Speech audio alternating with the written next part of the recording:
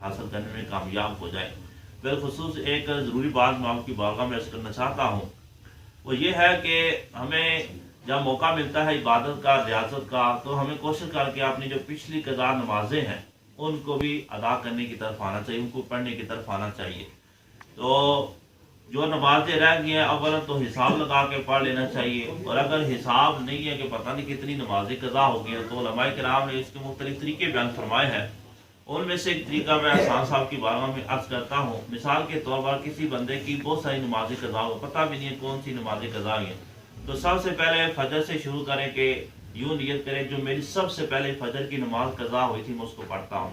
आप जब उसको पढ़ेगा तो वो ख़त्म हो जाएगी, उसके बाद वाली का नंबर आ जाएगा। तो एक अंदाज़ा लगा के फजर की इस तरह पढ़ें, फिर जोर की, फिर इस तरह सारी नमाजें अंदाज़ा लगा के ये भी आप नियत कर सकते हो। ये भी नियत है कि जो सबसे आखिरी मेरी नमाज कज़ा है मैं उसको पढ़ने की नियत करता हूँ। इस तरह निचले से तरतीब शुरू हो जाएगी, जो आप सबसे आखिरी पढ़ चुके हैं तो उसके बाद वाली का नंबर आ जाएगा। तो आप जानते हैं कि ये जो कज़ा नमाज होती है इसके अंदर फ़र्ज जो है और वितर इनको पढ़ा जाता है, यानी फजर के 2 फ़र्ज, जोहर के 4 फ़र्ज, असर के 4 फ़र्ज, मग़रिब के 3 फ़र्ज, इशा के 4 फ़र्ज और 3 वितर। इस लिहाज से ये तरतीब बनेगी।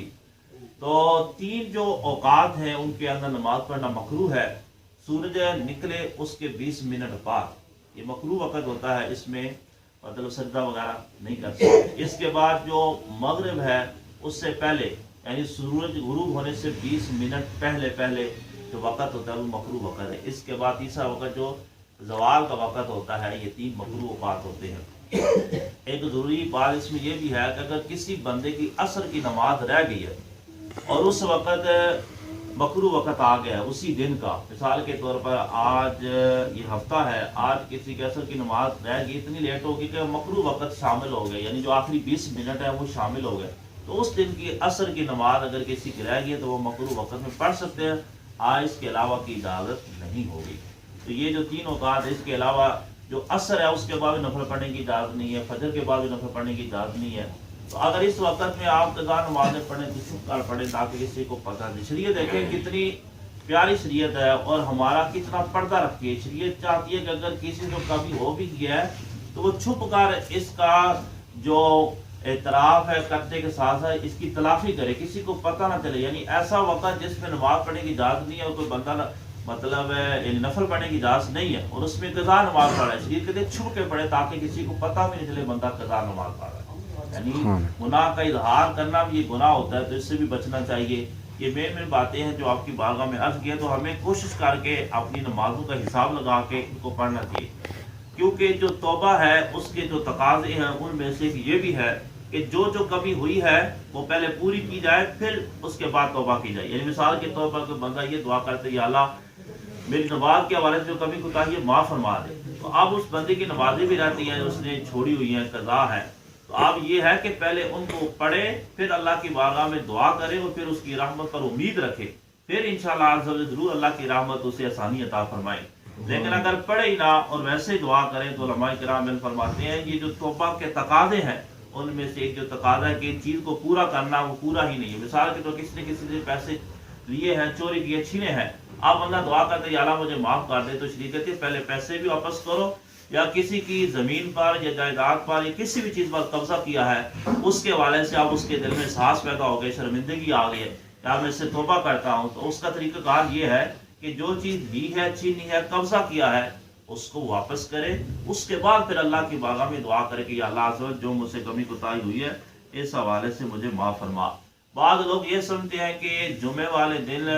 रमज़ान के अंदर जो आखिरी जुमा होता है इसके अंदर 4 रकात नमाज पढ़ लेने से बाद अवामी मसला मशहूर है कि 4 रकात नमाज पढ़ लें जिसे कज़ाए उम्री कहते हैं, तो सारी जो कज़ा नमाजें वो पूरी हो जाती है। ये कारी साहब तशरीफ़ फरमा है, आप उलमा से पूछ सकते हैं कि दुरुस्त मसला नहीं है, ये अवामी मसला है। अवामी का मतलब कि लोगों की ज़बानों पर ये जारिया मशहूर होता चला जा रहा है, तो ये हकीकत के साथ इसका ताल्लुक नहीं है। जिस बंदे की नमाजें रह गई हैं तो उसको पढ़नी ही पड़ेंगी। अब ये आप देखें ना कि अकल में आने वाली भी बात नहीं है कि मिसाल के तौर पर 20-25 साल नमाज पढ़ता नहीं है और आप कहता है कि मैं सिर्फ ये 4 रकात नमाज पढ़ लेता हूँ और इसी को मैं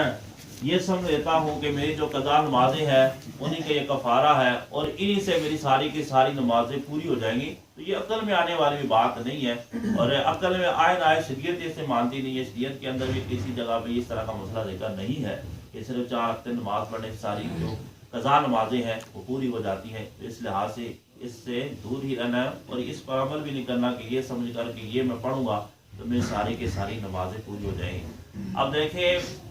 رب ذوالجلال ہم پر یہ نماز فرض کی ہے، جگہ بجگہ اس کا ذکر ہے، ہونا چاہیے تھے ہم وقت پر ادا کریں، لیکن اگر نہیں کر سکے، کمی ہوگی، سستی ہوگی، نفس شیطان کی وجہ سے ہم رہ گئے نمازوں سے دور،